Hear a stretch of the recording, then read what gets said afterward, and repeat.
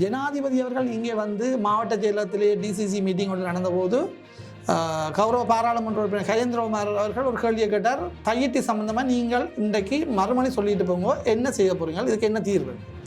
ஜனாதிபதிக்கு ஒரு தர்ம சங்கடமான நிலைமை ஏற்பட்டது. அந்த மறுமொழி சொல்லியே தீர வேணும், விடுறமா இல்லையா, ரெண்டில் ஒரு மறுமொழி அதில் சொல்லியே நிலைமை வரும்போது ஜனாதிபதியை அன்று காப்பாற்றியவர் ராமநாதன் அர்ஜுனா அவர்கள். புத்த பிக்கு இருக்கிறதுக்கு ஒரு வீட்டை கொண்டாந்து கட்டியிருக்கிறார்கள். அந்த காணியின் ஒரு எல்லைப்புறமாக எங்களோட வீட்டுக்கு பக்கத்தில் கட்டியிருக்கிறார்கள். அதே அரசமரம் ஒன்றை நட்டிருக்கிறார்கள், அது முளைக்கவில்லை, நட்டிருக்கிறார்கள். அது இப்போ விருட்சமாக பெரிய மரமாக வளர்ந்து கொண்டிருக்கிறது. அது இன்னொரு மூலையை நட்டிருக்கிறார்கள். அதே நேரம் ஒரு மடப்பள்ளி அவர்களோட சமையல் சாப்பாடு சம்பந்தமான விஷயங்களுக்குன்னு சொல்லி ஒரு கட்டுறது கட்டிக்கிறார்கள், அது இன்னொரு புறத்தில் இருக்கிறது. அப்போ ஒவ்வொன்றையும் ஒவ்வொரு திக்கில் கட்டியிருக்கிறார்கள் என்றால் அந்த அவ்வளவு ஏரியாவையும் தங்களோட வசப்படுத்த வேண்டும் என்பதற்காக பௌத்தத்துக்கு முதலிடம் என கூறப்படுவது உண்மையிலே அது ஒரு அநீதியான செயற்பாட்டை நோக்கி நகர்வதற்கு, ஒரு சர்வாதிகார இடத்தை நோக்கி நகர்வதற்கு தான் வழி செய்கிறது. பிழை விட்டால் யார் செய்தாலும் பிழை, தவறு என்றால் யார் செய்தாலும் தவறு. காவி உடை போட்டுக்கொண்டு சிங்கள மொழி பேசுகிற சிங்களவர் ஒரு ஆள் பௌத்தனாக இருந்து செய்தால் தவறில்லை. அதே காவி உடையுடன் உள்ளுக்கு இருப்பவர் தமிழனாக இருந்து அவர் இந்துவாக இருந்தால் அவர் செய்வது பிழை என்று சொன்னால் இது ரெண்டும் சட்டம் இருவருக்கும் சமநிலை.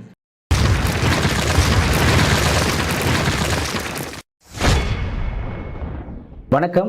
நாங்கள் இப்போது காலச்சக்கரம் நிகழ்ச்சியினூடாக இணைந்திருக்கின்றோம். தற்போது யாழ்ப்பாணத்தில் மிகவும் பேசுபொருளான விடயம் தையிட்டி விவகாரம். கடந்த போயா தினத்திலும் சரி, தற்போது கடந்த ஞாயிற்றுக்கிழமை ஒரு போராட்டம் ஒன்று வடக்கு பிரதேச சபையினால் நடைபெற்றிருந்ததும் உங்களை எல்லாரும் தெரிந்திருக்கும். அதே போல தையிட்டி விவகாரத்தை பற்றி ஒரு பாராளுமன்ற உறுப்பினர் அவமதியாரைக்குரிய வகையிலே கதைத்ததும் நீங்கள் அறிந்திருப்பீர்கள். அந்த வகையிலே கடந்த காலச்சக்கர நிகழ்விலே தையிட்டியின் உரிமையாளர் ஒருவர் எம்மோடு இணைந்திருந்தார். அதன் தொடர்ச்சியாக தற்போது இன்னொருவர் தையிட்டியின் உரிமையாளர், தையிட்டி காணிகளில் ஒரு உரிமையாளர் ஒருவர் எங்களுடன் இணைந்திருக்கின்றார். வணக்கம் பாஸ்கரன் அவர்களே. கடந்த காலத்திலே நடைபெற்ற போராட்டங்கள் என்றாலும் சரி, தையிட்டி பௌர்ணமி தினத்திலே நடக்கின்ற மக்கள் போராட்டங்கள், காணி உரிமையாளர்களால் நடக்கிற போராட்டங்களும் சரி, உங்களை காணி உரிமையாளர் என்ற ரீதியிலே தையிட்டியிலே காணக்கூடியதாக இருக்கின்றது. உங்களுக்கும் தையிட்டிக்கும் மண்ணுக்குமான இணைப்பை பற்றி நீங்கள் சொல்லுங்கள். என்னுடைய மாமனார் அம்மாவோட கூட பிறந்த அன்னை அவற்றிடம் தையிட்டி, எங்களோட அம்மானிடம் அளவட்டி. ஆனால் எங்களோட மாமா நீண்ட காலமாக, அவர் ஒரு வைத்தியர், நீண்ட காலமாக வெளி மாவட்டத்திலே கடமையாற்றியதன் காரணமாக மாமாவினுடைய வீடு தான் எங்களுடைய வாழ்விடமாக இருந்தது. அம்மா திருமணம் முடித்த ஆரம்ப காலத்திலிருந்து மாமாவின் வீட்டில் தான் அவர் தங்கியிருந்தது வழக்கம். ஆனால் மாமா சொந்த வீடாக இருந்தாலும் அவர் நீண்ட காலம் மன்னார், பேசாலை, வெளி மாவட்டங்களிலே கடமையாற்றியிருந்தார். அப்பொழுது எங்களுக்கு அது ஒரு தாய் வீடாகவே அந்த வீடு எங்களுக்கு காணக்கூடிய நிலைமை இருந்தது. ஆனால் பின்னாளில் மாமா மீண்டும் ஊருக்கு வந்தபோது நாங்கள் அளவட்டிக்கு இடம்பெயர்ந்து அளவட்டிக்கு சென்று விட்டோம். பெர்மனண்டாக நாங்கள் அளவட்டிலே குடியிருக்கிறோம். ஆனால் எனது மாமாவின் மகளைத்தான் நான் திருமணம் முடித்தேன். அந்த வகையில் இந்த காணிக்கும் எனக்குமான தொடர்பு ஆரம்பத்தில் நாங்கள் இருந்த வீடாக பிறந்து வளர்ந்த விடமாக இருந்த போதிலும் பின்னாளில் நான் திருமணம் முடித்த வகையில் மாமாவின் மகளை நான் திருமணம் முடித்ததால் அது எனக்கு ஒரு ஆகவில்லை. அது கூட ஒரு விடயம் இருக்கிறது என்னென்றால், மாமாவுக்கு ஒரு பிரச்சனை என்னென்றால், பரம்பரை காணி ஆண்வழி சந்ததியிடம் இருப்பதே பொருத்தம் என கருதிய மாமா அந்த காணியை தன்னோட மகனுக்கு தான் எழுதினார். ஆனால் எங்களை அதை பராமரிப்பாளராக தொடர்ச்சியாக வச்சிருந்தாலும் அந்த காணி ஆண்வழி சந்தையிடம் இருக்கணும். ஏனென்றால் பரம்பரை கைவிட்டு போகக்கூடாது. இன்னொருவரிடம் போகும்போது சில வேளை நாங்கள் அதன் பெருமதி தெரியாமல் விட்டு விடுவோம். அப்போ ஆண் சந்தையிடம் அந்த காணி போய் கொண்டிருக்கணும் என்பதற்காக எனது மச்சானுக்கு தான் அந்த காணி எழுதினார். ஆனால் காணி உறுதியாக கொண்டு என்னிடமே இருக்கிறது, நானே பராமரிப்பாளனாக தொடர்ச்சியாக இருக்கிறேன். இந்த வகையில் கிட்டத்தட்ட 30 ஆண்டுகளாக யுத்தத்தின் பிடியில் சிக்கப்பட்டிருந்த வலிகாமம் பகுதியில் இந்த காணி இருந்தது. காணி விடப்பட்ட போது நாங்கள் சென்றோம். பார்க்க சென்றபோது எங்கட காணிக்கு ஒரு பெரிய ஒரு முள்வேலி அடைக்கப்பட்டு உங்களோட பிரதேசம் இன்னும் விடுபடவில்லை. நீங்கள் பார்க்க போனது எத்தனையாம் ஆண்டு கால? 2016 என்று நினைக்கிறேன். 2016. அப்போதான் அந்த வலிகாமத்தில் பெரும்பகுதி 2015-16 விடுபட்டது. காங்கிரஸ் தந்திரையில் பெரும்பகுதி விடுபட்டது. ஆனால் அந்த நேரம் எங்கட இடத்துக்கு போக முடியவில்லை. எங்களோட இடத்துக்கு வந்து முள்வேலி போடப்பட்டிருந்தது. சொன்னார்கள் இன்னமும் அதில் ஒரு முக்கியமான பேஸ் இருக்குது, அதனுடைய அந்த பேஸில் இருக்கிற சாமான்கள் பொருட்கள் அகற்றும் வரை உங்களை நாங்கள் அதுக்கு விட மாட்டோம்னு சொல்லி இராணுவத்தினால் நாங்கள் திருப்பி அனுப்பப்பட்டோம். அப்போ எங்களுக்கு ஒரு 200 மீட்டருக்கு அங்கால இருந்து எங்களோட காணியை ஓரளவு பார்க்கக்கூடியதாக கிடந்தது. இப்பில் மரங்கள், அப்போது அந்த காடு வத்தி போயிருந்தது, அந்த இடம் காடு வத்தி இருந்தது. ஆனால் அந்த வீட்டின் கோபிசத்துக்கு மேலே ஓரளவு தூரத்தில் இருந்து பார்க்கக்கூடியதாக இருந்தது. காலம் செல்ல கிட்டத்தட்ட ஒரு 6 மாதத்துக்கு பிறகு சொன்னார்கள், உங்களோட இடத்துக்கு கிட்ட போகலாம் என்று ஆக்கள் போயினோம் என்று சொன்னோன்னா நாங்கள் போன போது மாமா அந்த காணின்ற ஒரு பகுதி, அதாவது அது 5 பரப்பு காணி, 2 பரப்பு காணி விடுவிக்கப்பட்டு அதன் பின் அந்த முள்வேலி சற்று பின்னாட்டப்பட்டிருந்தது. இப்போ காணியின் ஒரு பகுதி வெளியில் விடப்பட்டு மிகுதி உள்ளுக்குள் தங்களோட எல்லைக்குள் பிடிக்கப்பட்டிருந்தது. நீங்க போகும்போது அங்கே இராணுவ காவலர் முழுக்க இராணுவத்தினரான். இன்னும் சொல்ல போனால் அந்த 2 பரப்பு விடுபட்டிருந்த வீடு இருந்தது.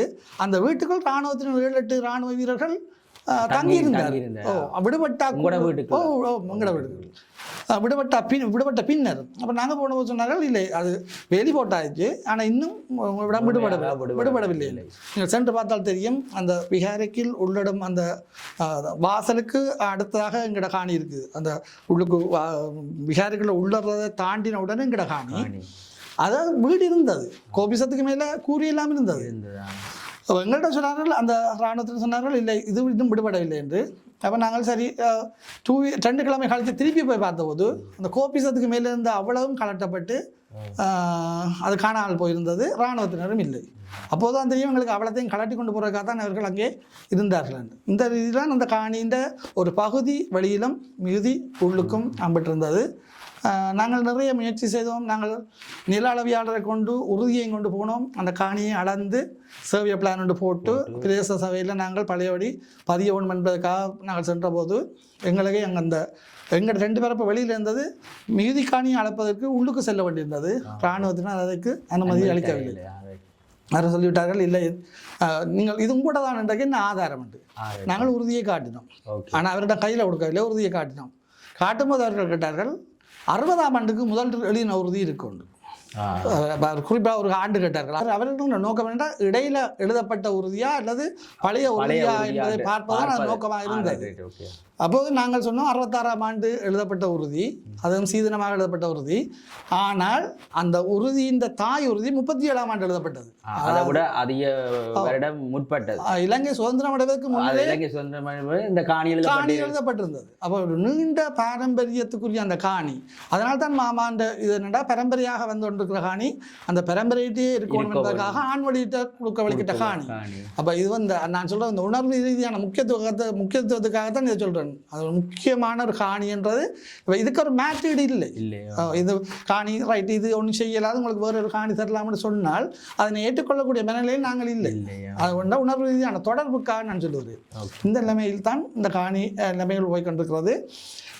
பிரதேச சபை வந்து எங்களுக்கு இதில் ஒரு விஷயத்தை சொல்ல வேணும். என்னென்றால் பிரதேச சபை இந்த முறை பிரதேச சபையை கைப்பற்றி இருக்கும் கட்சியோ அல்லது இந்த சபை மிக சிறப்பாக செயற்படுகிறது. ஆனால் இதுக்கு முதல் இருந்த பிரதேச சபையின் நிர்வாகத்தினர் இதை கொஞ்சம் இன்னும் கூட கவனம் எடுத்திருந்தால் இதன் தாக்கத்தை வேலைக்கு குறைத்திருக்கலாம் என்றது மனநிலை வந்து காணி உரிமையாளரிடம் இருக்கிறது. தடை உத்தரவு ஒன்று வாங்கியிருக்கலாம், இது மேலதிகமான கட்டடங்களை கட்ட விடாமல் தடுத்திருக்கலாம், அவ்வாறான செயல்பாடுகளை செய்திருக்கலாம். ஆனால் அவர்களும் அதை செய்யவில்லை. கடைசியாக நாங்கள் வந்து முட்டி மோதி ஒரு இனக்கலவரத்தை அல்லது ஒரு மதக்கலவரத்தை உண்டாக்குற நிலைமைக்கு இந்த காணி பிரச்சனை இங்கே வந்து நிற்கின்றது. கடந்த ஞாயிற்றுக்கிழமை வந்து வடக்கு பிரதேச சபையினரால் ஒரு முன்னாயத்த போராட்டம் மாதிரி, அதாவது வந்து ஒரு அடிக்கல் பலகை ஒன்று நாட்டை வழிகிட்டவர்கள். இது வந்து சட்டவிரோத கட்டடம் என்று பிரதேச சபையினால் அறிக்கையிடப்பட்ட ஒரு போட் ஒன்று நிறுவுவதற்காக அதற்கு ஒரு முன்னாயத்த போராட்டமாகத்தான் அந்த ஒரு அமைதி வழி போராட்டமாக கடந்த ஞாயிற்றுக்கிழமை அந்த தையிட்டி அந்த விகாரை வாசலிலே நடைபெற்றிருந்தது. அந்தண்டு ஒரு மிகப்பெரிய ஒரு கலவரமாக போலீஸார் வந்து அந்த வீதியினால் செல்லவே கூடாது, அது வந்து பிரதேச சபைக்கு உட்பட்ட வீதி, அந்த வீதியினால் செல்லவே கூடாதென்று ஒரு சட்டத்தை மீறிய வகையில் தடுத்து நிறுத்தி பலரை கைதும் செய்திருந்தார்கள். அந்த வகையிலே அது பற்றி நீங்கள் என்ன நினைக்கின்றீர்கள்? அந்த இடத்தை அடாத்தாக கையகப்படுத்துவது சரியா, அல்லது போலீசார் அவ்வாறு நடந்து கொள்வது சரியா, சட்டத்தை மீறி நடந்து கொள்வது சரியா? இப்போ காணி உரிமையாளர்கள் எல்லாம் நீங்கள் எல்லாம் அதில் நிற்கக்கூடியதாக 5 பேரையும் கைது செய்து கொண்டு சென்றது வந்து ஒரு சரியான விடயமாக உங்களுக்கு தெரிகிறதா? இல்லை, என்னென்னா இந்த பிரச்சனை இப்போ நாங்கள் காணி உரிமையாளர்கள் நீண்ட காலமாக போராட்டம் நடத்தி வந்தாலும் பிரதேச சபையினர் நேரடியாக வந்து அந்த போராட்டத்தில் பங்கு பெற்றவில்லை. காணி உரிமையாளர் என்ற ரீதியிலே இப்போ சார்ஜன் வந்து அதில் பிரதேச சபையில் ஒரு உறுப்பினராக இருந்தாலும் அவர் காணி உரிமையாளர் என்ற ரீதியிலே பங்கு பெற்றிருந்தார். அமைப்பு சார்ந்து பிரதேச சபையினர் என்ற ரீதியிலே அவர்கள் ஒரு நிறுவனமயப்படுத்தப்பட்ட ரீதியில் வந்து எங்களோட இதுவரை பெரிய அளவில் போராட்டத்தில் கலந்து கொள்ளவில்லை. 1-2 முறை வந்தார்கள்.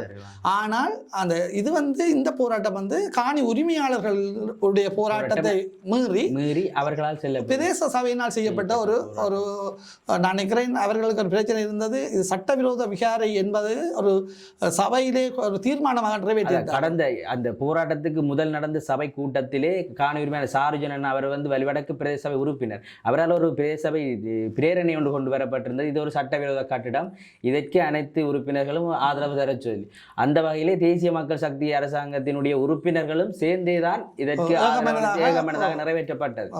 அந்த வகையில் அந்த போராட்டங்களும் ஆரம்பிக்கப்பட்டது. அதற்கு முதல் வந்து பிரதேச சபையினர் அதுக்கு வந்து ஒரு ஆக்கப்பூர்வமான இப்போ முதல் இருந்த சபை உறுப்பினர்கள் வந்து இதே மாதிரி ஒரு நடவடிக்கை, ஆக்கப்பூர்வமான நடவடிக்கைகள் ஏதாவது மக்களுக்காக காணி உரிமையாளர்களுக்கு ஏதாவது செய்திருக்கிறார்கள்? அவர்கள் ஆரம்ப காலத்தில் சில நடவடிக்கை எடுத்திருந்தார்கள். முற்றுமுழுதாக எடுக்கவில்லைன்னு சொல்ல முடியாது. என்றால் இந்த விகாரை அமைக்கப்பட்ட போது இதற்கு முன் இருந்த ஆட்சியில் இருந்தவர்கள் பிரதேச சபையினை தம்ம சமைத்திருந்தவர் தமிழ் தேசிய கூட்டமைப்பு தான். தமிழரசர் கட்சி, தமிழ் தேசிய கூட்டமைப்பு. அந்த காலகட்டத்திலே சஜீவன் சொல்லி ஒரு உறுப்பினர் இருந்தார். சஜீவன் இங்க இந்த முறை எடுபடவில்லை. இல்லை, அவர் வந்து பன்னாலை அளவட்டியை சேர்ந்தவர். ஆனால் பிரதிநிதித்துவப்படுத்திய வட்டார உறுப்பினர். அந்த நேரம் அதுல வட்டார உறுப்பினர் யார் என்று தெரியாது. அந்த பிரதேச சபை உறுப்பினர் சஜீவன் வந்து கடுமையாக சக கட்சி உறுப்பினர் வந்து பிரதேச சபை இந்த தவிசாளராக இருக்க தனது சொந்த கட்சியை சேர்ந்தவர் தவிசாளராக இருக்கும்போது அவருக்கு எதிராக சத்தியாகிரகம் இருந்து அந்த நடுமண்டபத்திலிருந்து ஆர்ப்பாட்டம் செய்தார். இந்த உடனடியாக தையிட்டி விகாரை கட்டப்பட போகுது, அதனுடைய உடனே தடுத்து நிறுத்த வேண்டும்னு சொல்லி அவர் அதுக்கு எதிராக கடுமையாக முயற்சி செய்தார். ஆனால் துரதிருஷ்டவசமாக அவர் மட்டும்தான் அந்த போராட்டத்தில் தனித்து நின்றார். மற்றவர்கள் அதற்கு கை கொடுக்கவில்லை. அதனுடைய அந்த போராட்டம் பிசித்து போனது. நான் கேட்குறேன், அந்த முதல் இருந்த சபையிலே பெரும்பான்மையானவர்கள் தமிழ் தேசிய கூட்டமைப்பை சார்ந்தவர். ஏன் அவர்கள் அந்த ஆதரவை தரவில்லை? சஜீவன் வந்து தமிழ் தேசிய கூட்டமைப்பை சேர்ந்தவரா? சஜீவன் தமிழரசு கட்சியை சேர்ந்தவர். அவர் அந்த விகாரைக்கு கள்ளமாக, அதாவது ஒழித்து 10 ஏழுக்களால் சென்று அங்கே ஒரு கட்டுமானம் நடைபெறும் என்பதை புகைப்பட ரீதியாக எடுத்து உதயநிலை பிரசுரித்திருந்தார். அந்த படம் வந்திருந்தது. ஆனால் அப்படி இருந்து பிரதேச சபை அதுக்கு நடவடிக்கை எடுக்கவில்லை. அது திட்டமிட்ட ரீதியில் எடுக்கப்படவில்லையா அல்லது அது ஒரு பெரிய முக்கியத்துவமான பிரச்சனையாக அவர்களுக்கு அப்போது அது தோன்றவில்லையா என்பது எங்களுக்கு தெரியாது. ஆனால் அந்த நேரம் அவர்கள் ஒரு வழக்கு போட்டிருந்தார்கள். ஒட்டுமொத்தமாக வலிகாமம் வடக்கில் இருக்கிற இராணுவத்தின் கட்டுப்பாட்டில் இருக்கிற காணிகள் அனைத்தையும் விடுவிக்கப்பட வேண்டும் என்று சொல்லி ஒரு வழக்கு ஒன்று 2013ஆம் ஆண்டு போட்டார்கள். அப்போ அவர்கள் அந்த பெரிய ஒரு வழக்குக்குள் இந்த காணியும் அதுக்குள் வருவதால் அது இது உள்ளடங்கும் என்ற ரீதியில் விட்டார்களோ தெரியவில்லை. ஆனால் அது கவனம் இல்லாமல் விட்டு விட்டார்கள். இந்த முறை மிக காத்திரமான ஒரு பங்களிப்பை பிரதேச சபை ஆற்றி கொண்டிருக்கிறது. அவர்கள் செய்ததில் ஒரு தவறு இந்த முறை நான் சொல்லுவேன். அது தவறா அல்லது சட்ட ரீதியாக உள்ள வேறு பிரச்சனைகளுக்கு தெரியவில்லை. இந்த முறை அவர்கள் போராட்டம் செய்யும் போது அவர் நீதிமன்றத்தின் ஊடாக அவர்கள் ஒரு கோரிக்கையை விட்டிருக்கலாம். என்னென்றால், நாங்கள் எங்களோட சபையாளர் பார்வையான ஒரு தீர்மானம் எடுத்திருக்கிறோம், ஒரு பேர் பலகையை நாட்ட போகிறோம், எங்களுக்கு போலீஸ் பாதுகாப்பு தாருங்கள் என்று சொல்லி நீதிமன்றத்தின் ஊடாக போலீஸ் பாதுகாப்பை கோரி தாங்கள் போய் கொண்டு போயிருந்தால் இன்று போலீஸ் வந்து எங்களுக்கு பாதுகாப்புக்காக வர வேண்டிய ஒரு நிலையை ஏற்படுத்தி இருக்கலாம். ஏன்னா அதை செய்யாமல் தாண்டோடித்தனமாக ஒரு தாண்டோண்டித்தனம் என்று சொல்லி இல்லாது சபை முடிவெடுத்துட்டோம், எங்கட பிரதேசம் எங்கட கட்டுப்பாட்டுக்கு இருக்கிற பிரதேசம் நாங்கள் போகலாம் தானே என்ற ரீதியில் அவர் போனார்கள். அவர் இன்னும் கொஞ்சம் கூட கவனம் எடுத்து இவ்வாறான ஒரு நீதிமன்ற ஆணையுடன் சென்றிருந்தால் போலீஸ் அந்த திருவண்ணாமலையில் அந்த சிலையினை கொண்டு போகும்போது திருப்பி போலீஸை காவி கொண்டு வந்து அதில் வைத்ததை நாங்கள் கண்டோம். அதே மாதிரி அந்த பெயர் பலகையை போலீஸார் கொண்டு வந்து நடக்கூடிய ஒரு நிலைமையை ஏற்படுத்தி இருக்கலாமோன்ற எண்ணம் எனக்கு அப்போது தோன்றியது. நீங்கள் முதல் கேட்டீங்க ஒரு கேள்வி அந்த கைது சம்பந்தமாக. அந்த கைது சம்பந்தமாக நடைபெறும்போது நான் அந்த அதில் கிட்டத்தட்ட முன் லைனை விட்டு 2வது 3வது லைனில் நான் நின்றேன். அந்த நேரம் போலீசார் திட்டமாக தீர்மானித்திருந்தார்கள் யார் யாரை கைது செய்ய வேண்டும் என்பதை அவர்கள் முன்கூட்டியே திட்டமிட்டிருந்தார்கள். அந்த பிளானின் அடிப்படையில் தான் நாட்களை தெரிவு செய்து என்னை தாண்டி சென்று போய் நிரோசை பிடித்தார்கள். அவர்கள் அந்த வலி கிழக்கு பிரதேச சபை இந்த தவிசாளரை நான் முன்லைன்ல இருந்தால் நான் கொஞ்சம் தள்ளி நின்றான். அந்த ஸ்ரீதரன் பாராளுமன்ற உறுப்பினர் நின்றிருந்தார், நிலேஷ் நின்றிருந்தார், சார்ஜன் நின்றிருந்தார், வேலன் சுவாமி அவர்கள் நின்றிருந்தார்கள். வேலன் சுவாமியை கைது செய்தது மிக பாரதூரமான பிள்ளை. என்னென்னா வேலன் சுவாமி அப்போதான் வந்து இறங்கி அதில் வரும்போது இந்த நீதிமன்ற கட்டளையை கொடுத்த போது அவர் வாங்கி வாசித்து பார்த்து அவர் நாளைக்கு வாசிக்க முடிச்சிருக்க மாட்டார். அந்த அளவு ஒரு குறுகிய நேரத்துக்குள்ள அவர்கள் தீர்மானித்திருந்தார்கள் யார் யாரை தூக்க வேணும். தூக்கினது கூட பரவாயில்லை, ஆனால் அந்த தூக்கி கொண்டு போன விதம் வேலன் சுவாமிகளை பிடித்து கொண்டு போய் தங்களோட வாகனத்தோடு சேர்த்து அந்த மிக வேகமாக அந்த வாகனத்தில் அடிபடக்கூடிய மாதிரி தள்ளினார்கள். அந்த அடிபட்டு போய் தான் நின்றார். அது காவியம் வைத்தியசாலை சிகிச்சை பெற்று நிரோஷையும் மோசமாக அவர்கள் கைது செய்யப்பட போகிறோம் என்ற தீர்மானம் அவர்கள் போலீஸ் எடுத்து விட்டார்கள் என்றோன்னா இவர்கள் எதிர்ப்பை காட்டவில்லை. கைது செய்தானே போகிறார்கள், என்ன செய்தாலும் கைது செய்வார்கள் என்ற நிலையிலே தான் வேலன் சுவாமி இருந்தார். ஆனால் அந்த கைது செய்ய மறக்கும் ஒருவரை இழுப்பது போன்ற பாணியிலே எல்லாருமாக சேர்ந்து சுற்றவரை நின்று கொண்டு போய் அப்படியே வாகனத்தோடு தள்ளினார்கள். அடிபட்டு அவர் நிற்க தூக்கி அங்கே வாகனத்துக்குள்ளே போட்டார்கள், அதுக்கு மேலே ஏற்றினார்கள். அதே மாதிரி தான் நிரோசையும். சார்ஜன் முதலாவதாக சார்ஜனை பிடிச்சி கொண்டு சார்ஜனுக்கு அந்த அதுக்குள்ள பெரிய இடைஞ்சல் இருக்கிறால் அதை ஒன்றும் செய்யலாது. கிளியராக அந்த வீடியோ கேமரா நிறைய சோசியல் மீடியா உள்ளது. ஆனால் அவருக்கு பிரச்சனை இல்லை. மற்ற 2-3 பேரை பிடிக்கும்போது போலீஸ்காரர் கவசமாக சுற்றி வளைக்கிறார்கள். பெரிய அளவில் அவர் அந்த நேரண்டாக்களுக்கு சில வியூவில் தெரிஞ்சிருக்கும், கேமரா வியூவில் எல்லாருக்கும் தெரிஞ்சிருக்காது. மிக மோசமான உடல் உபாதைக்கு உட்படுத்தப்பட்டார்கள் 2 பேரும், நிரோசும் வேலன் சுவாமி. அவர் ஹாஸ்பிட்டலில் இருக்கிறத சிலாக்கள் அந்த கமெண்ட்ஸ் போடும்போது இந்த சோசியல் மீடியாவில் கீழ்த்தரமாக சில விமர்சனங்களை போடுறார்கள். ஆனால் உண்மையிலே அவரை கொண்டே வேணுமென்றே அவரை உபாதை ஏற்படுத்த வேண்டும் என்பதற்காகவே தாண்டினார்கள். ஆனால் எனக்கு சரியான ஆச்சரியமாக இருந்தது போலீஸ்காரர் அவர் செய்த விதம். என்னை தாண்டி என்னை அவர் போனவர் என்னில் முட்டி கொண்டு போனார். ஆனால் போய் பின்னால் இருந்தாலும் பிடித்தார். நான் திரும்பி பார்த்தபோது ஆச்சரியமாக இருந்தது. ஏன் முன்னால் இந்த பக்கத்தில் இருந்த எண்ணெய் விட்டுட்டு பின்னாலே அப்போ அவர்கள் திட்டமிட்டிருந்தார்கள் இந்த நாளை தூக்க வேண்டும் என்பதை திட்டமிட்டிருந்தார்கள். தற்போது மாற்றத்துக்காக வந்தவர்கள் என்று ஒரு புதிய அரசாங்கம், தேசிய மக்கள் சக்தி அரசாங்கம் பதவியேற்றிருக்கின்றார்கள். அவர்கள் யாழ்ப்பாணத்திலே அதிக எண்ணிக்கையான பாராளுமன்ற உறுப்பினர்களையும் அமைச்சரையும் பெற்றதுக்கு காரணம் தமிழ் மக்களுக்குரிய தீர்வுகளை தாங்கள் வழங்கிவிட்டோம், அந்த வகையிலே தையிட்டி பிரச்சனையையும் தாங்கள் தீர்த்து வைக்கின்றோம் என்ற வகையிலே மக்களுக்கு வாக்குறுதி அளித்து ஆட்சிக்கு வந்திருந்தார்கள். அந்த வகையில் கடந்த ஞாயிற்றுக்கிழமை நடந்த போராட்டத்தின் போது இந்த போலீசாரினால் நடாத்தப்பட்ட கைதுக்கும் தங்களுக்கும் சம்பந்தம் இல்லை என தற்போதைய யாழ்ப்பாண பாராளுமன்ற உறுப்பினர் ஒரு அமைச்சர் அவர்கள் ஒரு ஊடக சந்திப்பிலே தெரிவித்திருக்கின்றார். அதுக்கும் எங்களுக்கும் சம்பந்தம் இல்லை என்று. ஒரு இலங்கையினுடைய போலீஸ் திணைக்களம் அரசாங்கத்துக்கு கீழே கட்டுப்பட்டுத்தான் வருகின்றது.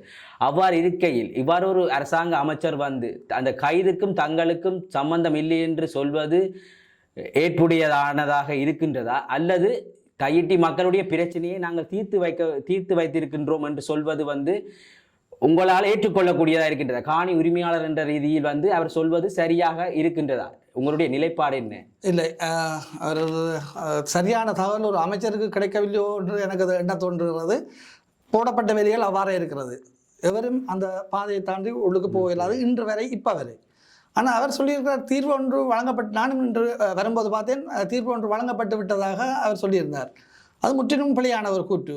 நீங்கள் முதல் கேட்ட ஒரு கேள்வி ஒன்று, அந்த 3 எம்பிமார் எங்களுக்கு கிடைச்சிருக்கிறார், ஒரு மினிஸ்டர் கிடைச்சிருக்கிறார், 4 பேர் யாழ்ப்பாணத்தை பிரதித்துவப்படுத்தி கொண்டிருக்கிறான். இது சம்பந்தமான ஒரு கேள்வி கேட்டீங்கள். அதில் கவனிக்க வேண்டும் என்னென்றால் அந்த எலெக்ஷன் டைம், ஜனாதிபதி எலெக்ஷன் முடிந்து விட்டது, பாராளுமன்ற தேர்தல் வரப்போகிறது. இந்த நேரத்தில் டாக்டர் பவானந்த ராஜா சார், அவர் இப்போ பாராளுமன்ற உறுப்பினராக இருக்கலாம். அவர் வழிவடக்கை சேர்ந்தவர். நான் அளவட்டி அவர் பெண்ணாலை. நான் மாஞ்சினா காலேஜில் படித்தேன், அவரும் மாஞ்சினா காலேஜில் படித்தார். என்னோட அண்ணன் கிளாஸ்மேட். அப்போ எனக்கு அவரை தனிப்பட தெரியும். அப்போ நான் அவரிடம் கேட்டேன் எலெக்ஷனுக்கு முதல். இல்லை, அவர் எங்களுக்கு பிரச்சாரத்துக்கு வரும்போது தனியாக வரும்போது நான் கேட்டேன், சரி நீங்கள் என்பிபி சார்பாக போட்டியிடுகிறீர்கள், சந்தோஷம், நாங்கள் உங்களுக்கே ஓட் பண்ணுகிறோம் என்று வைத்துக்கொள்வோம். ஆனால் தையிட்டில் இப்படி ஒரு பிரச்சனை போகிறது, இந்த பிரச்சனைக்கு நீங்கள் ஏதாவது உங்களால் தீர்வு வைக்க முடியுமா என கேட்டபோது அவர் உடனடியாக சொன்னார், நீங்கள் நீதிமன்றத்துக்கு போகலாம் தானே, இதுக்கு நாங்கள் அரசாங்கமோ தீர்வு தரணும், நீதிமன்றத்துக்கு போகலாம் தானே என்று சொல்லி அப்போது கேட்டார். அப்போது அவருக்கு அந்த தெளிவில்லாமல் இருந்தது. ஒரு ஒரு காணி தொடர்பான ஒரு வழக்கை நாங்கள் நீதிமன்றத்துக்கு கொண்டு போனால் நீண்ட காலம் எடுக்கும் என்பது அவருக்கு ஒரு தெளிவற்ற நிலை இருந்தது. அப்போ நான் அவர்களுக்கு நான் அதை தெளிவுபடுத்தி அவருக்கு இப்படி பிரச்சனை, அந்த தாற்பயம் தையிட்டு இந்த பிரச்சனை முழுக்கன்னு சொன்னபோது, ஓகே நாங்கள் ஆட்சிக்கு வரும்போது நாங்கள் இது சம்பந்தமாக நாங்கள் மேலிடத்தோடு காக்கிறோம்னு அவர் சொன்னார். அதே போன்று ரஜீவன் பாராளுமன்ற உறுப்பினர்கள், அவர் பிரின்சிபல், முன்னர் நான் ஆசிரியராக இருந்தவன், இப்பொழுது விரிவுரையாளராக இருக்கிறேன். அப்போ எனக்கு ஏற்கனவே ரஜீவனோட தொடர்பு இருந்தது. அவர் இப்போ ஒரு பிரின்சிபலாக இருக்கிறார், முதல் டீச்சராக இருக்க எனக்கு தெரியும். அவரும் பிரச்சாரத்துக்கு அதே குறிப்பிட்ட இடத்துக்கு வந்தபோது அவரிடம் கேட்டபோது அவர் சொன்னார், நிச்சயமாக மற்ற அரசாங்கம் மாதிரி இல்லை, எங்களோட அரசாங்கம் உங்களுக்கு ஒரு தீர்வு தரும் என்று. மூன்றாவது இளங்குமரன் தையிட்டிக்கு அந்த விகாரைக்கு பக்கத்திலேயே ஒரு மரத்துக்கு கீழே நாங்கள் ஒரு தேர்தல் பிரச்சாரத்தை ஒழுங்குபடுத்தி கூப்பிட்ட போது ரஜீவனும் வந்திருந்தார், இளங்குமரனும் வந்திருந்தார்கள். 2 பேரிடம் பற்றி நாங்கள் கேட்டபோது அந்த நேரமே இளங்குமரன் டக்காண்டு கேள்வியை இந்த தன்மை விளங்காது, கொஞ்சம் உணர்ச்சி வசப்பட்டு, அப்போது அவர் கொஞ்சம் கடுமையாக உணர்ச்சி வசப்படக்கூடிய ஆளாக இருந்தார். உணர்ச்சி வசப்பட்டு எங்களோட கொஞ்சம் சண்டைக்கு வர மாதிரி வந்தபோது நாங்கள் கேட்டோம், நீங்கள் எலெக்ஷனில் ஓட் கேட்க வந்துருக்கீங்க, நாங்கள் உங்களுக்கு ஓட் பண்ண போகிறாங்க, நீங்கள் இப்படி ஆக்ரோஷமாக இருந்தால் நீங்கள் எடுத்துப்பட்ட அவரை என்ன செய்ய போகிறீங்க? இந்த கேள்வி எங்களால் கேட்கப்பட்டது அன்று. அப்போது அவர் சொன்னார், நீங்கள் எதிர்பார்க்காத அளவு ஒரு முன்னேற்றத்தை நாங்கள் அரசாங்கம் அமைத்தால் நீங்கள் காண்பீர்கள். நீங்கள் உங்கள் காணி விடுபடும், தையிட்டி விகாரை விடுபடும். தையிட்டி விகாரை விடுபடும் போது நாங்கள் ஒன்றும் ரிபன் வெட்டி விட மாட்டோம், நாங்கள் அந்த இடத்துக்கே வர மாட்டோம். உங்களோட காணி உங்களுக்கு விடுறதுக்கு நாங்கள் என்ன ரிபன் வெட்டுறது, நாங்கள் வரமாட்டோம். ஆனால் உங்களோட காணி விடுபட்டன்றதே உங்களுக்கு ஒஃபிஷியலாக நாங்கள் அறிவிக்க மாட்டோம், விடுபட்டிருக்க மாட்டோம். அப்போ எங்களுக்கு ஆச்சரியமாக இருந்தது, அவர் பதில் ஆச்சரியமாக இருந்தது. இவ்வளவு நடந்த பிறகு நாங்கள் எம்பியாக தெரிவு செய்த பிறகு நாங்கள் அவரை திருப்பி சந்தித்தோம். ராமலிங்கம் சந்திரசேகரன் அமைச்சர் அவர்களோட வீட்டிலே ஒரு ஒன்று உடல் இருந்தது. அந்த ஒன்று உடலில் நாங்கள் ராமலிங்கம் சந்திரசேகரன் அவர்களையும் அமைச்சரையும் சந்தித்தோம். அப்போ அவர் எல்லா பிரச்சனையும் கேட்டுப்பட்டு சொன்னார், இது காணி உங்களோட தான், அதை நாங்கள் ஏற்றுக்கொள்கிறோம், உங்களோட தான், இதுக்கு ஒரு சரியான தீர்வு தரலாம். ஆனால் நீங்கள் ஒரு கன்சிடர் பண்ண வேணும் என்னதுக்குன்றால் மேட்டு காணி தான் இருக்குது, உங்களோட காணிக்கு பதிலாக இன்னொரு காணிதாருக்கு சம்மதிக்க வேணும். அப்போது நான் இந்த பிரச்சனையை சொன்னேன், என்னுடைய காணி மாமாவின் காணி, ஆனால் எனக்கு தரவில்லை, அந்த மகனிட கொடுத்திருந்தால் அது ஆண் பேர்சிட்டை, அது பரம்பரை காணி, கைவிட்டு போகக்கூடாது என்று எதிர்பார்த்த ஒரு காணியை மேட்டு காணியாலே தீர்க்க முடியாது என்று சொல்லி நான் அதை சொன்னபோது அவர் ஓகே சரி, நாங்கள் ஏதோ ஒரு தீர்வு ஒன்று தாரோம், ஆனால் விரைவில் தீர்வு தருவோம், நாங்கள் இது சம்மந்தமாக 6000 சொல்லி எங்களோட உறுதியில் கொப்பியில் எல்லாம் வாங்கினார்கள். இப்போ ஒரு குழு அமைத்தார்கள். குழு அமைத்ததன் பின்னர் நீதி அமைச்சர், புத்த சாசன அமைச்சர், நீதி அமைச்சர், பிரதி அமைச்சர் உட்பட ஒரு ஜூம் மீட்டிங் வைத்தார்கள். ஜூம் மீட்டிங்கில் வச்சு சொன்னார்கள், உங்களோட பிரச்சனை ஆராயப்பட்டுள்ளது, சகல விடயங்களும் எங்களுக்கு தெரியும், அது உங்களோட காணிதான், உங்களுக்கு இதுக்கான தீர்வு விரைவில் தரப்படும் என்று சொல்லி ஒரு வருடத்துக்கு முதல் சொல்லப்பட்ட விஷயம் இது. அவர்கள் பாராளுமன்ற உறுப்பினர்களாக பதவி ஏற்றவுடன் சொல்லப்பட்ட பதவி ஏற்ற கொஞ்சம் ஒரு குறுகிய காலத்தில் சொல்லப்பட்ட விடயம். 1.5 வருடங்கள் கடந்து விட்டது பதவி ஏற்று. இன்னும் அது சம்பந்தமான இந்த இதுவும் பிறகு எங்களுக்கு அறிவித்தல் வரவில்லை. மினிஸ்டர் சொல்கிற மாதிரி பிரச்சனை தீர்க்கப்பட்டு விட்டது என்றால் தையிட்டி, அந்த தையிட்டியில் பிரச்சனை தீர்க்கப்படவில்லை. அவர் சொல்கிற தையிட்டி எங்கே இருக்குன்னு எனக்கு உண்மையாக தெரியாது. அப்படி ஒரு பிரச்சனை தீர்க்கப்படவில்லை. 8 ஏக்கர் காணியும் அவர்களின் கட்டுப்பாட்டிலேயே இருக்கிறது. எந்த ஒரு சிறிய துண்டு கூட விடுபடவில்லை. விடுபட என்றால் முதல் விடுபட வேண்டிய காணி எங்கட காணி, ஏனென்றால் அரவாசி வெளியிலையும் அரவாசி உள்ளுக்கும் இருக்குது. அப்போ போர்டரை கொஞ்சம் உள்ளுக்கு எடுத்தாலும் எங்கட வெளியில் வந்திருக்கு, நாங்கள் இப்போ காணிக்க நின்றோம்.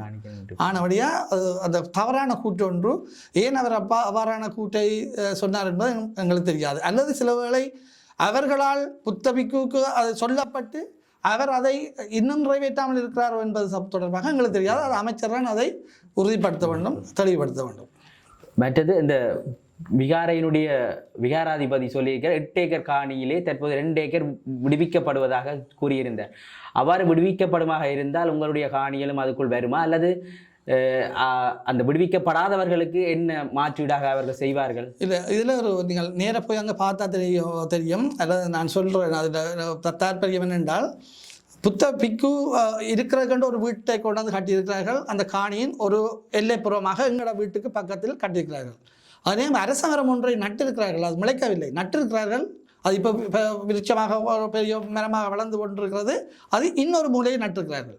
அதே நேரம் ஒரு மடப்பள்ளி, அவர்களோட சமையல் சாப்பாடு சம்பந்தமான விஷயங்களுக்குன்னு சொல்லி ஒரு கட்டுறது கட்டிக்கிறார்கள். அது இன்னொரு புறத்தில் இருக்கிறது.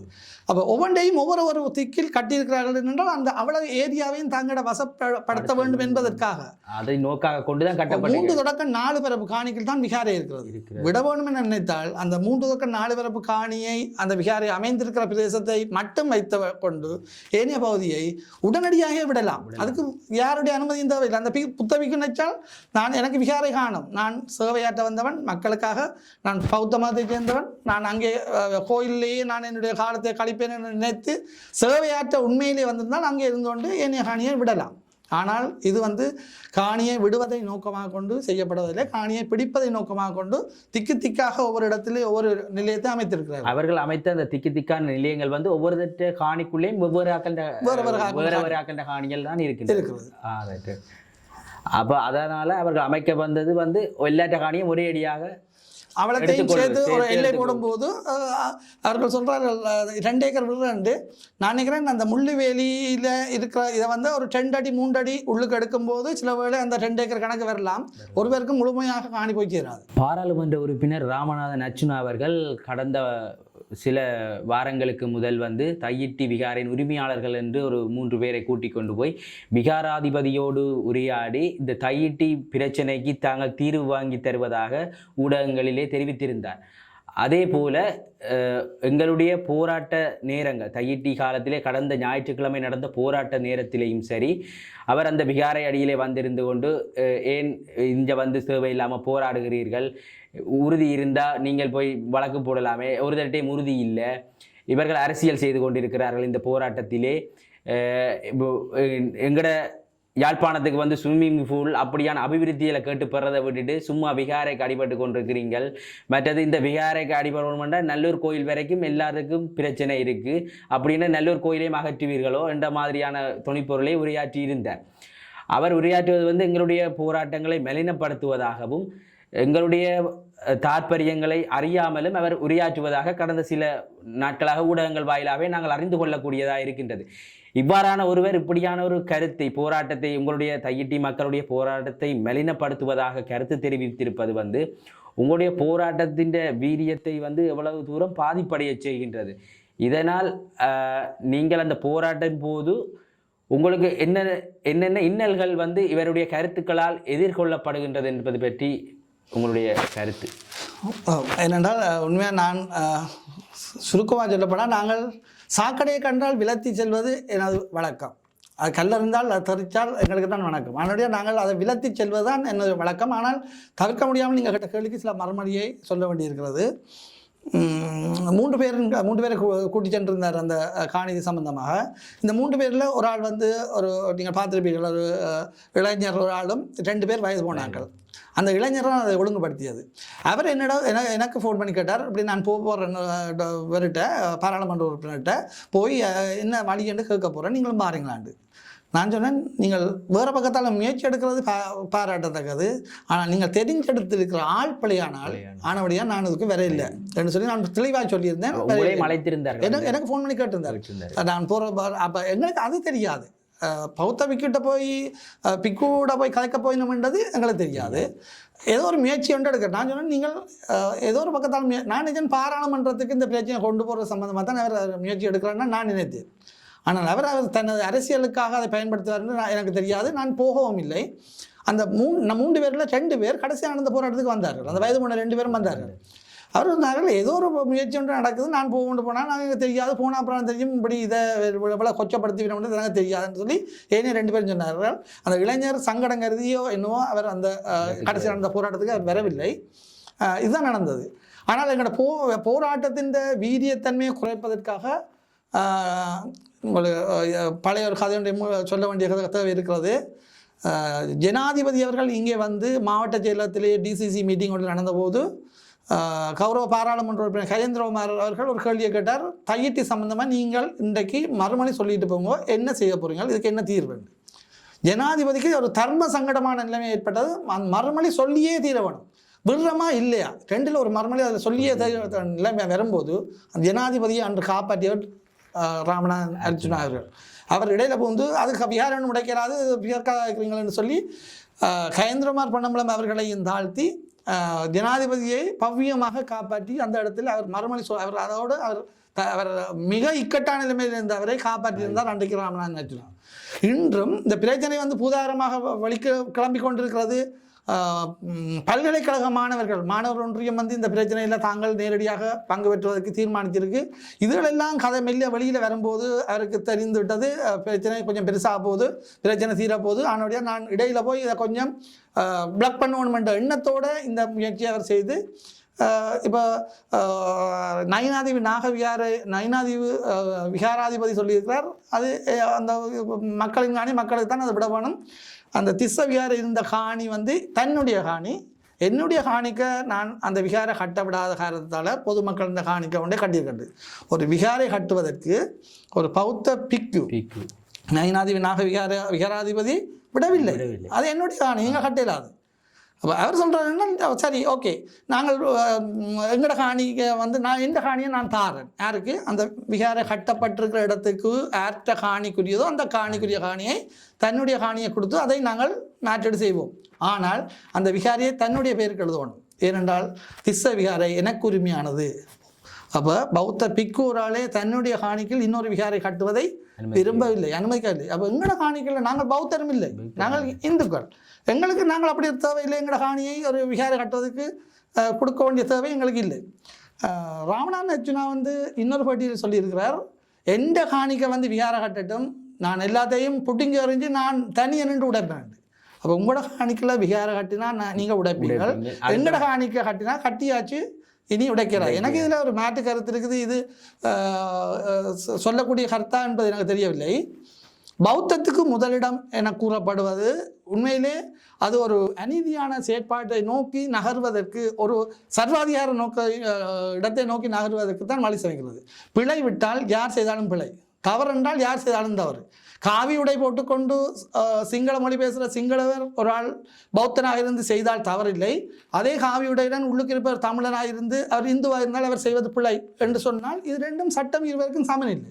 அப்போ இந்த அரசாங்கம் ஆட்சிக்கு வரும்போது சொன்னது சட்டம் அனைவருக்கும் சமன் உண்டு. ஆனால் இங்கே சட்டம் வேறு வேறு அளவுகளில் அளக்கப்படுகிறது. பௌத்தத்துக்கு முதல் உரிமை என்றது அரசியல் அமைப்பில் இருந்த உண்மையில தூக்கப்பட வேண்டும். ஆனால் அது நாங்கள் சொல்லலாமா, பொதுமகனாகி நான் சொல்லலாமா என்றது எனக்கு தெரியாது. எனக்கு அந்த உரிமை இருக்கொண்டு கூட தெரியாது. ஆனால் பௌத்தம் ஒரு உயரிய மதம், அது ஒரு வாழ்க்கை நெறி. ஆனால் இவர்கள் பின்பற்ற பௌத்தம் அந்த கௌதம புத்தர் பின்பற்றிய பௌத்தம் இல்லை. அது அந்த பௌத்தம் ஒரு புனிதமானது. அந்த கட்டப்பட்ட விகாரை எல்லாரும் சொல்கிறார்கள் பௌத்த விகாரை என்று. அது பௌத்த விகாரை இல்லை, பௌத்த நெறிக்கு கட்டப்பட்ட ஒரு சமாதி. அவங்களோட நெறி அவங்களோட கொள்கையை மூடி கட்டப்பட்ட ஒரு சமாதியாகவே நாங்கள் பார்க்குறோம். அதை ஒரு விகாரியாக நாங்கள் பார்க்கவில்லை. ஆனபடியாக கட்டினா இனி உடைக்க இயலாது, கட்டினா இனி அகற்ற இயலாது என்று சொல்கிறது சரியா என்றதில் எனக்கு ஒரு கேள்வி இருக்குது.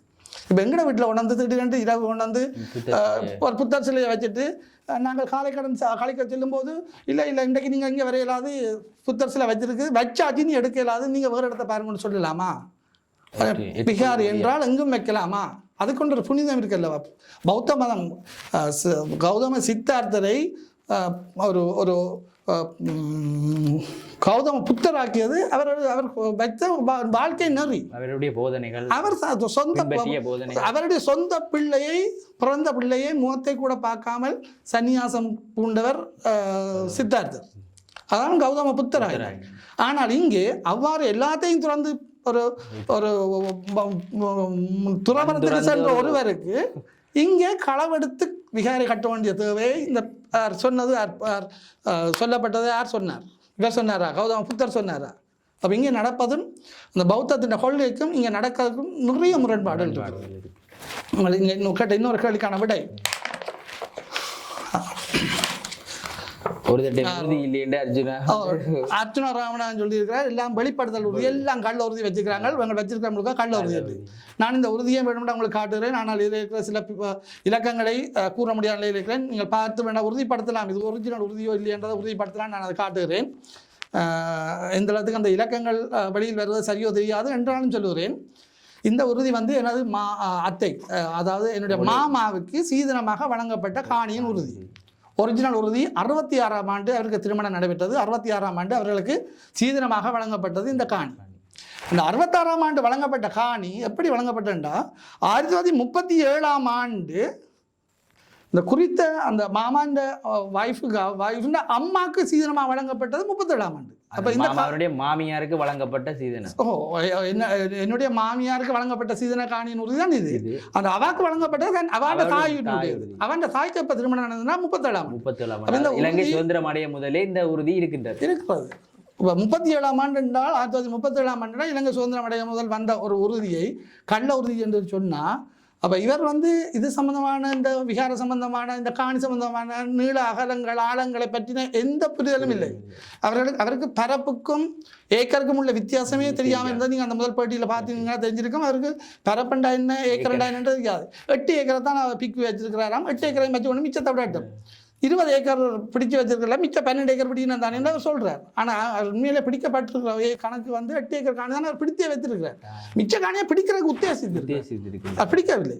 அப்ப அந்த தெளிவு கூட அவருக்கு அந்த இடத்துல இருக்கவில்லை. ஒரு பாராளுமன்ற உறுப்பினராக இருந்து கொண்டு மக்களுடைய உண்மையான நிலையை கூட அவர் அறியாமல் ஊடகத்திலே தன்னை முன்னிலைப்படுத்துவதற்காக சில தவறான தகவல்களை தெரிவித்துக் கொண்டு நுனிப்புள் மேய்ந்து விட்டு அவருக்கு தேவை வியூவர்ஸ், யூடியூப்ல கொஞ்சம் பேர் பார்க்கணும், பிரபலப்படுத்த வேண்டும். அதுக்காக முரண் கருத்துக்களை கூறுவதூடாக அவர் பார்வையாளரை கவர முயற்சிக்கிறார். ஆனா அது வந்து ஒரு சமூகத்தின் இருப்புக்கு கேள்விக்குறியை கொண்டு வந்து நிற்பாட்டுன்றதை அவர் புரிந்து கொள்ளவில்லை. நான் இன்னொரு விடயத்தை சொல்கிறேன். இந்த காணி வந்து என்னுடைய மாமாவுக்கு சீதனம் கொடுத்த காணி வந்து 5 பிறப்பு. ஆனால் இந்த தாய் உறுதி 10 பிறப்பு. 5 பிறப்பு தான் பிறகு கூடப்பட்டது. இன்னும் 5 பிறப்பு அங்கே இருக்கிறது. இன்னொரு சவரத்துக்கு வழங்கப்பட்டிருக்கு. அப்போ அது அந்த 5 பிறப்பும் முழுமையாகவே அவருடைய உள்ளுக்கே இருக்கிறது. எங்கள்கிட்ட 5 பிறப்பில் 2 பிறப்பு வழியில 3 பிறப்பு உள்ளுக்கு இல்லை தாய் இருக்க மிச்சாஞ்சு மொத்தம் 8 பிறப்பு உள்ளுக்கு இருக்குது. வேணுமென்றால் நான் பார்வையிடலாம், உங்களுக்கு நான் அந்த தாரன் பார்க்கலாம். ஆனால் அந்த இலக்கங்கள் இதில் வந்து சில வேளை இது வந்து மிஸ்யூஸ் பண்ணப்படலாம். நான் இதை உண்மையாக சொல்ல போனால் இந்த உறுதி வந்து நான் வீட்டை வைக்கிறேன் இல்லை, பேங்கில் லொக்கரில் வச்சு இப்போ நீங்கள் உங்களை காட்டணுமெண்ட்டுக்காக எடுத்துக்கொண்டு என்றால் இது இந்த கச்சேரியில் எடுக்கலாம். கச்சேரியில் இந்த உறுதியெல்லாம் தூக்கிடணும். கச்சேரியில் நாங்கள் எழுதி கொடுத்தா இப்போ எங்களுக்கு இந்த தாய் உறுதி எங்களுக்கு அங்கே கிடைக்குது இல்லை. அது என்னென்னு காணாம போனது, தச்சையெல்லாம் காணாம போனதா, திட்டமிட்டு காணாம போனான்னு தெரியாது. இறுதியாக இப்போது வந்து நீங்கள் ஒவ்வொரு பௌர்ணமியிலும் சரி அல்லது ஒவ்வொரு குழுக்களால் அல்லது ஒரு சபையால் வந்து திடீர் போராட்டங்கள்னாலும் சரி எல்லாத்திலையும் போராடி கொண்டிருக்கின்றீர்கள். அடுத்த கட்டமாக இதை என்ன வகையில் இதை தீர்ப்பதற்கு நீங்கள் முயற்சி செய்கின்றீர்கள்? என்னென்னா நல்ல கேள்வி. என்ன பிரச்சனை என்றால் இப்போ இவ்வளோ ஆழம் வந்து போராட்டம் வந்து காணி உரிமையாளர்களாலும் கட்சி என்றால் கஜேந்திரகுமார் பொன்னம்பலம் பாராளுமன்ற உறுப்பினர்களோட கட்சி சார்ந்த அந்த ஒரு கட்சி தான் பெரும் பங்களிப்பை ஆற்றுகிறது. அதோடு காணி உரிமையாளர்களும் இருந்தார்கள். ஏனைய கட்சியை சேர்ந்தவர்கள் இடையிடையே அவர்கள் தங்களது பங்களிப்பை செய்திருந்தார்கள். நாங்கள் ஒரு ப்ரெஸ் மீட் ஒன்று நாங்கள் முதல் செய்ய நாங்கள் கேம்பஸ்காரர்கிட்ட யாழ் பல்கலைக்கழக மாணவர் ஒன்றியத்தில் கேட்டுறாங்க, நீங்கள் எங்களுக்கு இதுக்கு தார்மீக ஆதரவு தாங்கோ என்றால் இது வந்து யாழ் பல்கலைக்கழகம்ன்றது எங்களோட உரிமை சார்ந்த போராட்டத்தில் முன்னணியில் திகழ்ந்த ஒரு நிறுவனம். அப்போ இன்றைக்கு வந்து அது வந்து கொஞ்சம் செயலிழந்து இருக்கிற மாதிரியான தோற்றப்பாடு இருக்குது, நீங்கள் எங்களுக்கு இதுக்கு ஆதரவு தாங்கன்னா அந்த முறை பல்கலைக்கழக மாணவர் ஒன்றியத்தால் வந்து முற்றுமுழுதாக ஒன்றியம் சார்ந்து வரவில்லை, மாணவர்கள் தனித்தனியாக வந்தார்கள். அவர்கள் சொன்னார்கள் மாணவர் ஒன்றியம் இன்னும் அபாரான ஒரு முடிவு எடுக்கவில்லை, ஆனால் எங்களுக்கு அந்த நீங்கள் கோரிக்கை நியாயமானதாகப்பட்டது வருகிறோம் என்று வந்தார்கள். ஆனால் இந்த முறை தன்னெழுச்சியாக அவர்கள் ஒரு போராட்டத்தை செய்தது மட்டுமல்ல, இனி நடைபெறும் ஒவ்வொரு போராட்டத்திலும் தங்களது பூரண பங்களிப்பு இருக்கும் என்பதையும் அவர்கள் கூறுகிறார்கள். அப்ப போராட்டம் அடுத்த கட்டத்துக்கு போகிறது. இது எங்களுக்கு விருப்பம் என்று சொல்ல முடியாது. அதாவது நாங்கள் ஒரு முரண்பாட்டை வளர்த்துக் கொள்வது எங்களுக்கு விருப்பம் இல்லை, ஆனால் ஆதரவு எங்களுக்கு ஆதரவு வருகிறது. ஆதரவு வந்தால் போராட்டம் தீவிரமடையும், தீவிரமடைந்தால் இது இந்த தாக்கங்கள் பெரிய திட்டத்துக்கு வந்து அரசாங்கத்துக்கு ஏற்படும் ஒரு சூழல் வந்து ஏற்படும். அது நாடளாவிய ரீதியில் சில பாதகமான விளைவை ஏற்படுத்தக்கூடாது என என்பிபி கட்சி நினைத்தால் அனுராகுமார திசாநாயக்கா ஜனாதிபதி அவர்களுக்கு பூரண அதிகாரம் இருக்கிறது இந்த பிரச்சனையை ஒரே நாளில் முடித்து வைப்பதற்கு. இது ஒரு மிக பாரதூரமான பிரச்சனை என்ற விடயம் அவருக்கு ஏன் இதுவரைக்கும் அவருக்கு அந்த மனதில் தோன்றவில்லை என்று எங்களுக்கு தெரியலை. நேபாளத்தில் போய் ஒரு போதவஸ்துக்காரரையும் கடத்தல்காரர்களையும் அங்கேருந்து கைது செய்து கொண்டக்கூடிய அளவுக்கு புலனாய்வுத்துறை வேலை செய்திருந்தால் இந்த காணியின் உண்மை நிலை தொடர்பான அவர்கள் புலனாய்வு அறிக்கை எடுத்திருக்கலாம், அவர் அறிந்திருக்கலாம். ஏன் அவர்கள் இதுவரைக்கும் அதை வாய்மூடி மௌனியாக ஒரு ஜனாதிபதி இருக்கிறார், ஒரு பெரிய ஒரு பிரச்சனையின் ஆரம்ப புள்ளியாக இது அமைய போகிறது. பல்கலைக்கழக மாணவர்கள் நாளைக்கு அந்த போராட்டத்துக்கு வர போகிறார்கள், போராட்டத்தில் எங்களோடு நிற்க போகிறார்கள், அந்த போராட்டம் பெரிய அளவில் மாறப்போகிறது. இதுக்கு எதிராக சிலவில் தென்பகுதியில் உள்ள மாணவர்கள் அதுக்கு எதிராக போராடினால் இரு மாணவர் சமூகம் வந்து ஒரு போராட்டத்தின் உச்சத்துக்கு போராட்ட கட்டம் ஒன்று தவிர்க்க வேண்டும் என்றால் உடனடியாக அனுராகுமார திசாநாயக்கா ஜனாதிபதிகள் இதை முன்னுரிமை கொடுத்து இந்த பிரச்சனையை தீர்ப்பதற்கான நடவடிக்கை எடுக்க வேண்டும் என்பதுதான் எங்களோட கருத்து. எங்களுக்கு முரண்பாடு விருப்பமில்லை, சண்டை பிடிக்க விருப்பமில்லை. நாங்கள் எல்லா சமயத்தையும் நாங்கள் கும்பிடுறோம். நாங்கள் ஆரியவளத்துக்கு போகிறோம், ஆரியவளம் பிஹாரியில் கும்பிடுறோம், நயனாதீவுக்கு போகிறோம், ஜம்புகோளப்பட்டினம் சொல்லி சொல்லப்படுற திருவடிநிலைக்கு நாங்கள் ஒரு அமைதியை போய் கொஞ்ச நேரம் இருக்கணுமெண்டா நாங்கள் போய் காரில் போய் அதில் இருந்து அந்த மணலுக்கு இருந்து காய்ச்சி போட்டு வரோம் ஃபேமிலியாக. எங்களுக்கு சமயம் பிரச்சனை இல்லை, ஆனால் எங்களோட காணிக்கில் வியாறு இருக்கிறதான் எங்களுக்கு பிரச்சனை. அதை உடனடியாக அகற்றுவதற்கு அல்லது விடுவிப்பதற்கு என்ன செய்ய வேண்டுமோ அதை ஜனாதிபதி அவர்கள் தயவு கூர்ந்து நடவடிக்கை எடுக்க வேண்டும் என இச்சந்தர்ப்பத்தில் கேட்டுக்கொள்கிறேன். இன்று இந்த காலச்சக்கரம் நிகழ்ச்சியில் உங்களுடைய பெருமதியான நேரத்தினை வழங்கி பல மக்களுக்கு புரியாத பல விடயங்களை காணி உரிமையாளராக இருந்து கொண்டு தையிட்டி பற்றி பல பேருக்கு தற்போது வரை சரியான விளக்கம் இல்லை. போராட்டக்காரர்களை விமர்சிப்பது, முகநூல்களில் வந்து தங்களுடைய அந்த என்ன சொல்கிறது தங்களுடைய மனத்தில் இருக்கிறத அப்படியே கொட்டிவிட்டு போகிறது, அப்படியான ஒரு நிகழ்ச்சி இதுகளில் உங்களுடைய உண்மையான நிலை, இந்த மக்களுடைய ஏன் இந்த போராட்டங்கள் தொடர்ந்து நடைபெற்று கொண்டிருக்கின்றது, யார் உண்மையாக ஆதரவளிக்கின்றார்கள், இந்த பொய்யாக வந்து காணியை விடுவிக்கின்றோம் என்று சொல்லி போட்டு வருகிறவர்கள் எந்தளவு தூரம் உங்களை ஏமாற்றுகின்றார்கள் என்ற போன்ற பல விடயங்களை இந்த எங்களுடைய நிகழ்ச்சியின் மூலமாக மக்களுக்கு தெரிவித்திருக்கின்றீர்கள். அந்த வகையிலே உங்களுக்கு நாங்கள் நன்றி கூறிக்கொள்கிறோம். நன்றி. இந்த சந்தர்ப்பத்தை தந்த உங்களுக்கு நன்றி. அதேவேளை இந்த இனி எதிர்வரும் காலங்கள் நடைபெறுகிற போராட்டத்தில் அனைத்து மக்களும் எங்களோடு தோளோடு நின்று இந்த போராட்டத்தில் பங்கு பெற்ற வேண்டும் என இந்த சந்தர்ப்பத்தில் கேட்டுக்கொண்டு விடைபெறுகிறேன். நன்றி.